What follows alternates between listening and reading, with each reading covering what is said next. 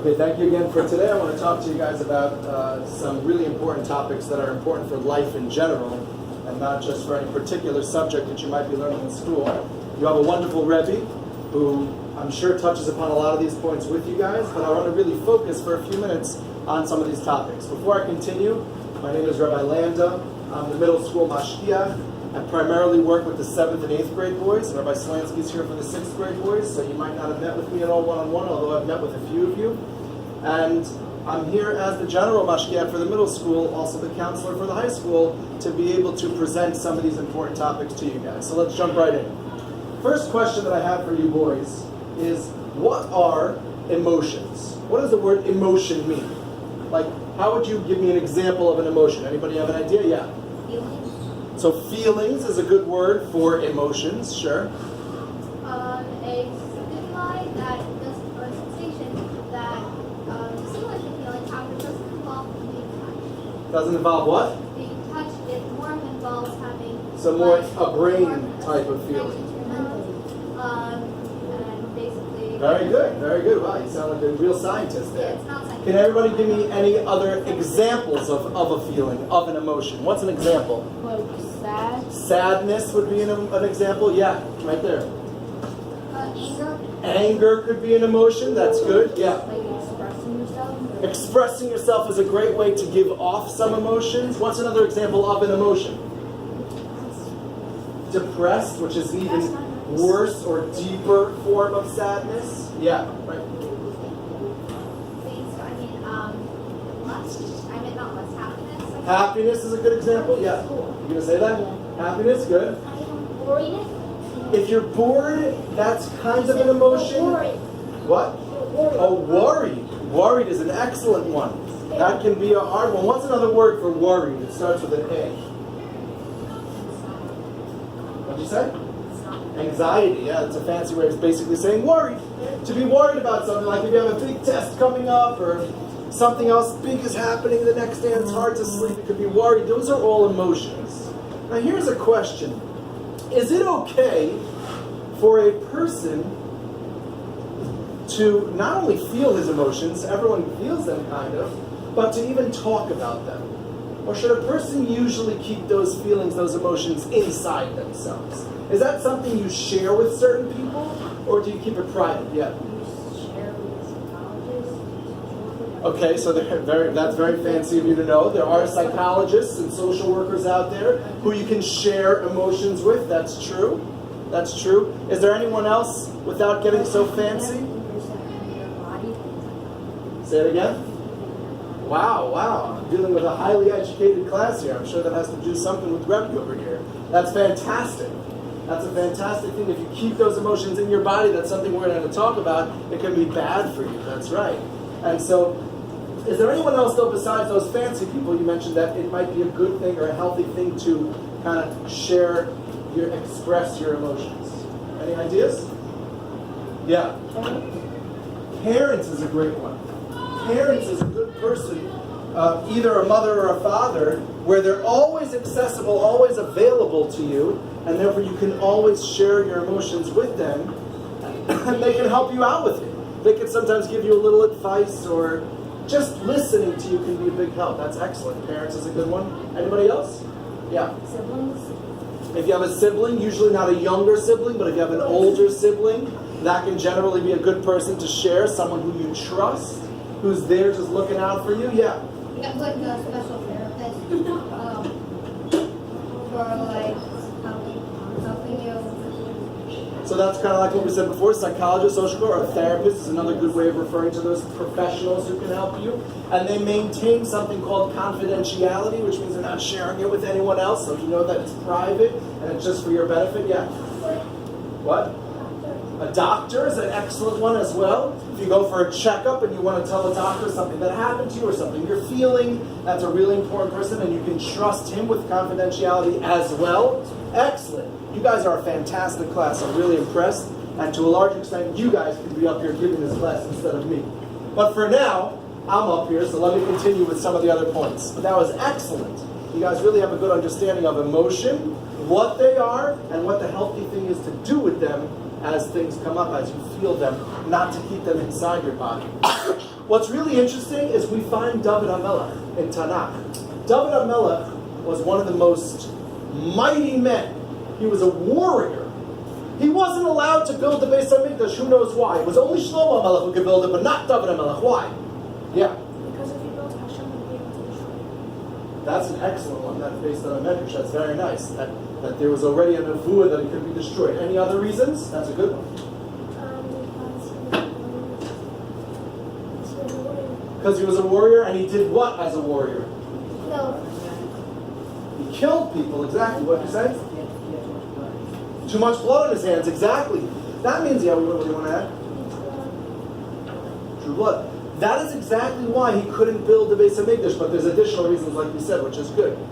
He killed. He killed with the sword, and somebody whose quote-unquote hands are dirty with blood, he can't build the Beis HaMikdash, which stands for peace. He can't build the Beis HaMikdash, which stands for peace. So it had to be Shlomo HaMelech who built the Beis HaMikdash. Now David HaMelech, this mighty warrior who won the battles and was the general of the army together with those that were the other generals, but he was the king of the nation, strategizing and bringing the nation to victory, of course with Hashem's help and guidance. Was he in touch with his emotions? Did he express his emotions? Or did he keep his emotions inside? Any ideas? Yeah. You say he kept them inside. How many people say he kept them inside? Raise your hand. We got about 6. How many people say he expressed them? Raise your hand. We got about 6. And we got about maybe 6 or 8 who didn't raise their hands. So you're playing the neutral side. They're playing don't want to be right or wrong. That's right. So, do we have any book that David HaMelech wrote where tons of emotions from beginning to end are expressed in fact? Do we have such a book? Yeah. Either Shir Hashirim or Tehillim. Who wrote Shir HaShirim? Okay. Nope. Shlomo HaMelech wrote Shir HaShirim. What was the other book you mentioned? Tehillim. Tehillim. Excellent. You were going to say that? You were going to say that? What were you going to say? Okay. Tehillim is something we say all the time after davening different times. Tehillim is a sefer that if you read it in English, open up a random page in Tehillim that's English Hebrew, just so you fully understand what it's saying. Because it's special to say it in Hebrew, of course. There's a special level of kedusha to it. But just to understand a little bit of what it's saying, to get the point, open up to a few just random pages, flip through to an English Hebrew one, and read the English. You're 90% of the time going to land on a pasuk that's going to talk about emotions from David HaMelech, or from those that he's quoting from, basically. There's tremendous emotion in Tehillim.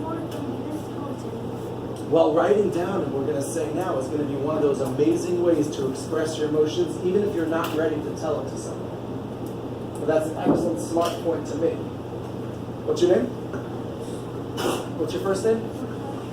What Mordechai is saying here is, when you go and you are not so comfortable yet to speak out an emotion that you have, sometimes the most healthy thing to do at first is just to write it down.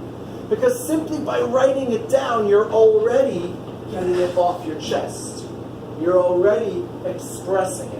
Very smart thing to say. And that we certainly have from David HaMelech. But even beyond writing it down, to speak it out with someone is even more helpful. And that's why it's so important. You have an incredible Rebbe, you have a Menal, you have a Mashgiach, you have a counselor, you have parents, maybe you have older siblings that you can speak out your feelings with. And that is what you should do when you have certain feelings. Does that only apply to painful feelings? To sadness and upsetness or depression or anger? It certainly applies to those, because if you swallow those, it's going to hurt you. But what else does it apply to? Who didn't answer that? Yeah. Happiness. Why is it important to speak out happiness, to share happiness with another person? Why? Part of your feelings. It's part of your feelings. And when you share it, Just like with the bad or negative or difficult emotions, the sadness, if you express it, or the hurt, if you express it, it gets it off your chest and you feel better. So too with happy emotions. If you always just keep them inside, it's okay, you're happy, that's a good thing. But if you express them, it's even better. You're allowing people to share with you in your happiness. It makes it even better for the person that's feeling those positive emotions. To share it with your parents especially, and your Rebbe especially, who want so badly to see you happy. Not only does it make you feel better, it makes them feel better. Because now they see, wow, you're feeling happiness, you're feeling excitement. They want to share that with you, and when you share it with them, it feels good. It feels even better.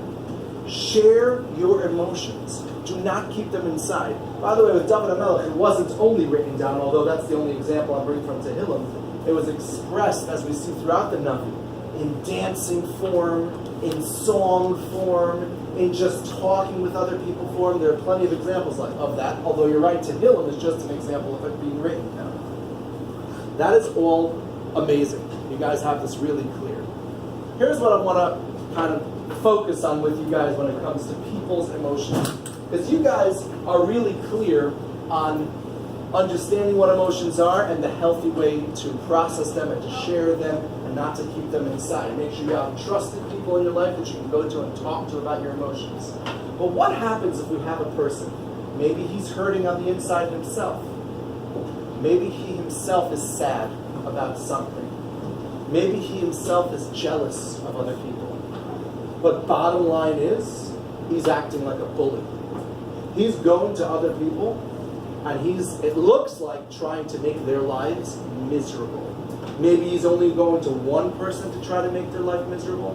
Maybe he's going to lots of people. But he's a bully. What do you do in that type of case? And the question is two parts. Number one, what should the victim do? Meaning, what should the person who's getting the bullying do? How should he stop it from happening? And number two, what should people, because there's always eventually people who see it and hear about it. What should what we call the bystanders, what should the people who hear it and see it do when you see a bully? Remember, we care about other people's emotions.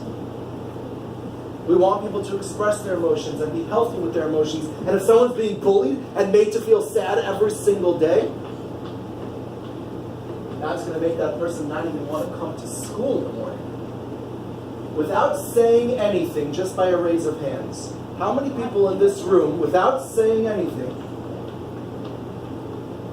how many people in this room know of a person since they were in first grade who was being bullied? Raise your hand. Know of a case where a guy was being bullied. So about 3/4 of the class. And how many of you who know that there was a guy who was being bullied know that that guy, or most probably looked like that guy, did not even want to come to school because of it? Again, about 3/4. A few more hands went up. So obviously a few more people know about bullying situations. I would say we only had about 3, maybe 4 hands here that didn't go up. That's pretty amazing. Now you might all be thinking of the same person. Baruch Hashem, in this school, in my experience, there isn't a lot of bullying going on, and I'm really proud of that. I tell that to parents all the time. Unfortunately, one bully sometimes can bully lots of kids, and even if it's just one bully bullying one kid, a lot of people can know about that one case. So we need to discuss, what does the person do if he himself is getting the bullying? But even more importantly, because this applies to everyone, what do you do if you know about bullying? So here's what I want to share with you. If you're the victim of bullying, okay, someone's bullying you. Let's say someone looks at me and says, "Rabbi Landa, you're stupid." Okay, so he's starting to bully me a little bit, and obviously if that continues and gets worse, and there's other things, and there's a little push, then the bullying gets worse and worse and worse, right? But that's the start of it. Now, what a bully is always looking to have, does anyone know? What's the bully always looking to gain, to have? Yeah. A reaction. Because a reaction gives you what? Why? What does it give him? A sense of what? What does he feel? What? What's your name? Menachem? Rachamim said power. It gives you a sense of power. You feel powerful. Because look what I'm able to do. I'm able to get someone else to have a reaction to what I say. Now that reaction, believe it or not, gives the bully a sense of power. Whether the reaction is, oh, I feel so sad that you called me stupid and I'm crying. Okay, that's certainly I overpowered you, right? Look how weak you are. But even if I say, no, stop it, it's not nice, and I get all upset, that's also showing that I react to him. Power he has, and look what he can make me do. Even if I say, that's it, I'm telling on you, and I run to Rabbi Schwartz, the principal, and I go tell him, and he gets him in trouble, the bully still feels power. Because he got me to react. What do you want to say? It's a troll. Yes, modern day terminology, correct. That's what in modern day tech terminology people call trolling, essentially bullying. And bullying can be done online with technology, which we're going to talk about in a minute too. And it can be even more dangerous there because of how many people it can get to in how short amount of time. So it could be even more dangerous when technology is being used. Bottom line is that when a person's being bullied, based on what I just discussed with you, what would be the best reaction from the person who's getting bullied? Let's see, yeah.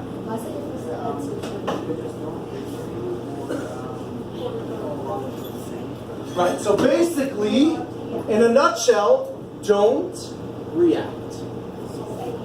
Don't react. Now, if you're quiet and you walk away, he actually does not like that. Because he's not getting the power that he wants. Now let me just... power because he needs, like, why? Okay, so if you're in the middle of talking, maybe that is a reaction. But let's say I'm just sitting here doing my own thing, and he comes over and says, you're stupid.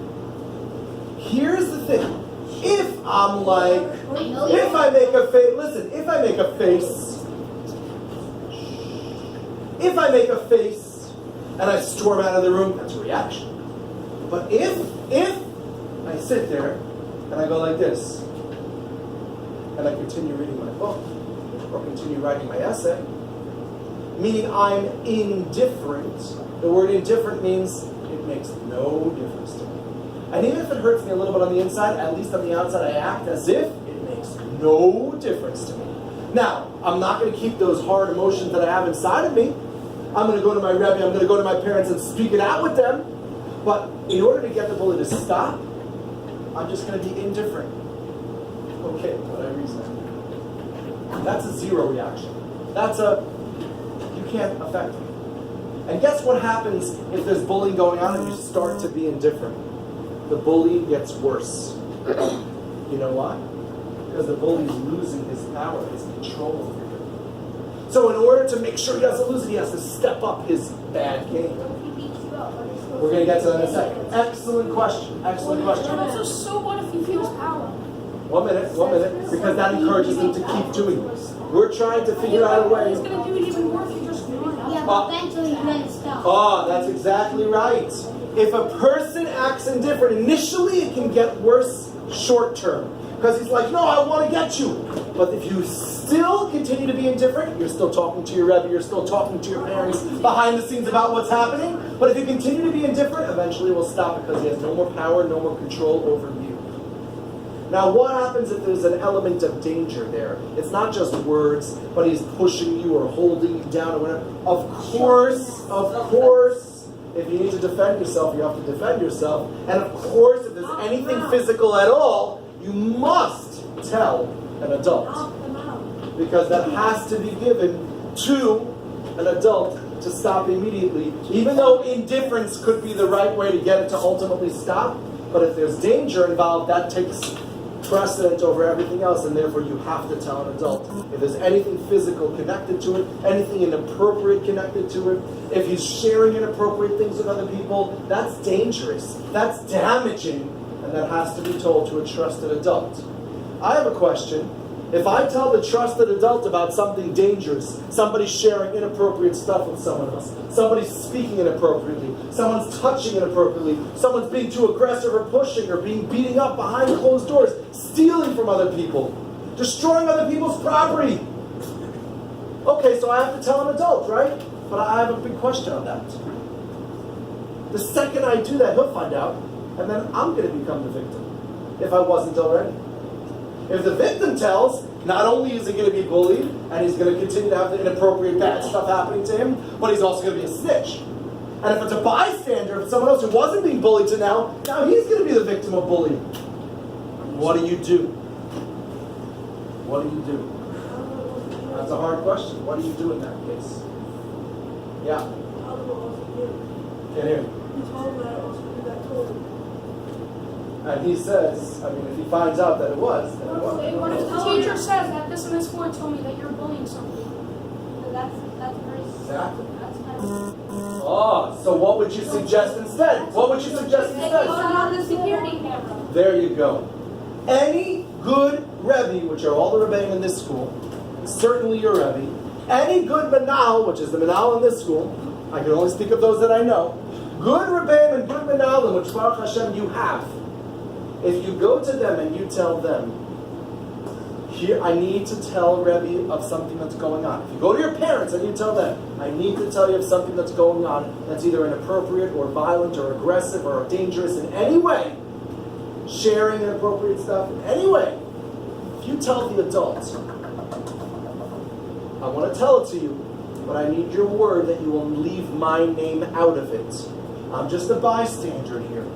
Or, it was offered to me, or he did it to me, but people know about it. It's not like this private thing that no one else knows about. Or maybe it even is, but I need you to at least pretend that it's something that you got from another source and not from me. Any good, trusted adult in your life will do that for you. They will figure out another way to approach that bully to make sure that it stops. Because anything dangerous has to be told to an adult. Let me ask you this question. What's another way, if you're a bystander now, so we talked about the indifference that the victim should have. What if you see bullying happen? Let's say you're in the middle of class even. Sometimes it gets so chutzpahdik, you could be in the middle of class, Rebbe's teaching, and Rebbe says something and a boy is about to scream out some not nice remark about another boy in the class. A bullying-ish remark. Is there something you can do in the middle of class? Or it could be in the middle of class, or there's a group of friends schmoozing at recess, and it's clear, a boy is about to say something not nice to another boy. What can you do at that moment to stop that from happening? Say again? So we don't want to become a bully ourselves and be aggressive, right? What's something you can do with your mouth, with your words? Who didn't answer yet? How about you in the back? What? Okay, so you could actually confront him directly and say, stop! But that's going to be a little bit like of an argument. Is there a little bit more of an around the back way, a smart around the back way you can do it? Change the subject, exactly. If you're in a group with friends, I'll get you in a second. If you're in a group with friends, if you are in class, in any type of group form, and another boy is about to make fun of another boy or say something not nice or inappropriate, you would always quickly change the subject. It's not so easy to do, because if you're talking about like the new toy that came out and some guy's about to say like, hey, he doesn't have it, we all have it, or something stupid like that, right? For you to be like, I think bananas are really in season right now, is going to be weird. So you have to be smart to be able to quickly introduce a normal topic. But you can easily talk about sports. You can talk about something that was said in class today. Easily, anything that happened recently, right? Well, did you guys see that other game? Did you see this? Did you remember? Rebbe said something interesting in class today. Anything like that. You can change the subject. Okay? When things are dangerous, you must tell an adult. Yeah.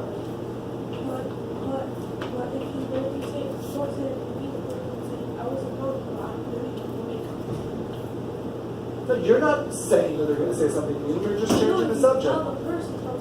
Oh, that's true. Then you have to be sure that it was like he was basically saying it already. Even if they were the person who said it, I could have said something. They could say that, and then you would say back, I mean, you basically said it already. Or you could say, okay, let's just continue with the other subject. Yeah. You know how you said it's not a good idea to snitch on them? I started the idea to snitch on them.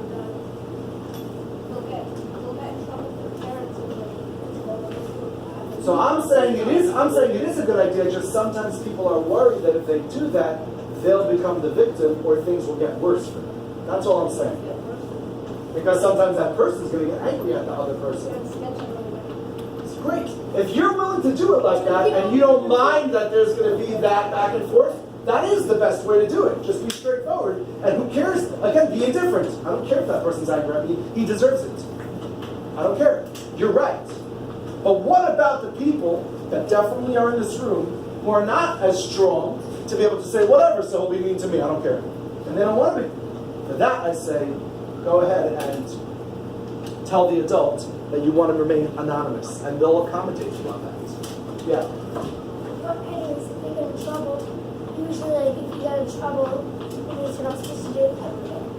Like, if a 3-year-old gets in trouble and then runs into the street, and then the mother screams at him and gets him in trouble, Right. he'll know not to do it again.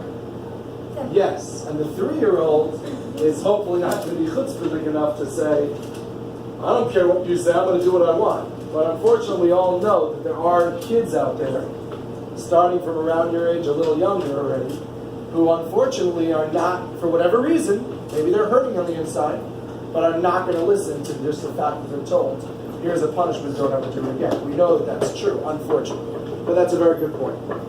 So now, is there something else you can do to help the victim of bullying out? So we discussed that you can try to change the subject if there's a group conversation going on.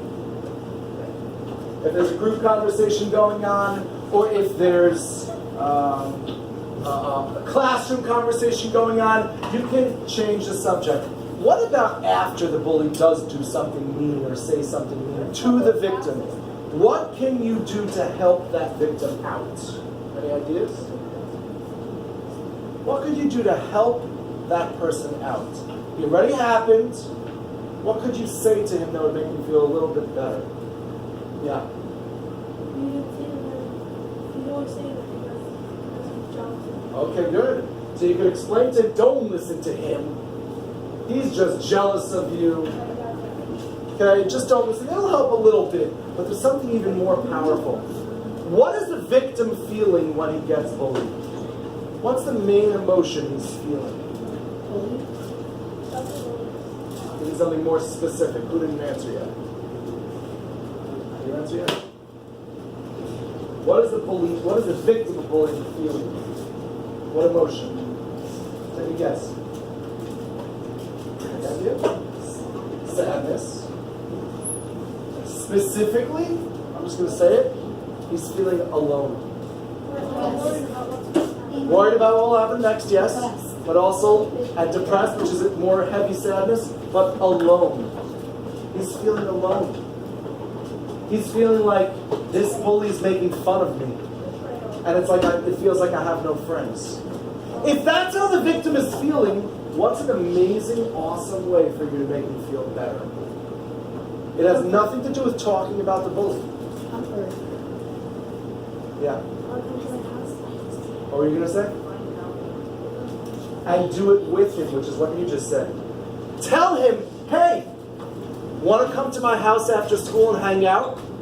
Hey, want to come play together at recess? Come, you're invited to be in the game or whatever. If you go and you include him after he's the victim of bullying, it's the fastest, best way to make him feel better. Because now he feels like, I do have friends. People do care about me. I'm not alone. I am included.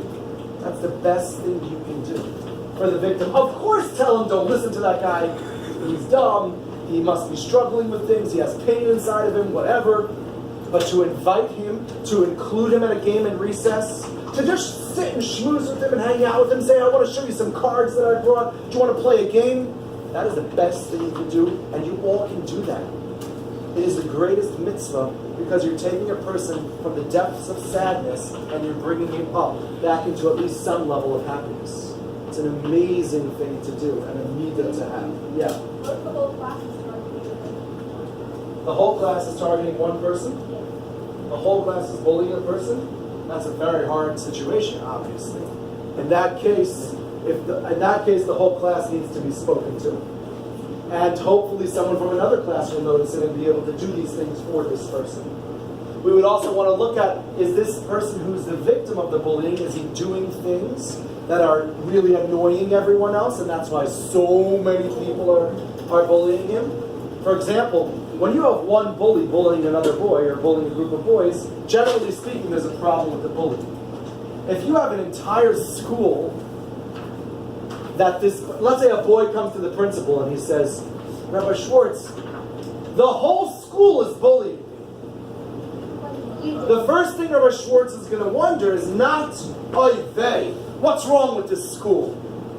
Maybe there is a problem and we need to discuss something with the school. But the first thing Rabbi Schwartz is going to do is he's going to go over to the boy and say, let's talk about how this is happening. Are you doing annoying things that are bringing this upon yourself? So let's go back to what we said before.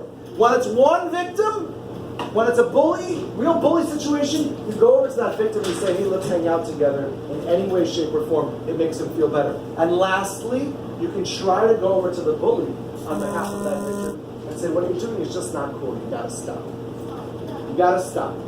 It's not right. You're losing friends, not making friends by doing that. Now, you might be nervous to do that by yourself, and I understand.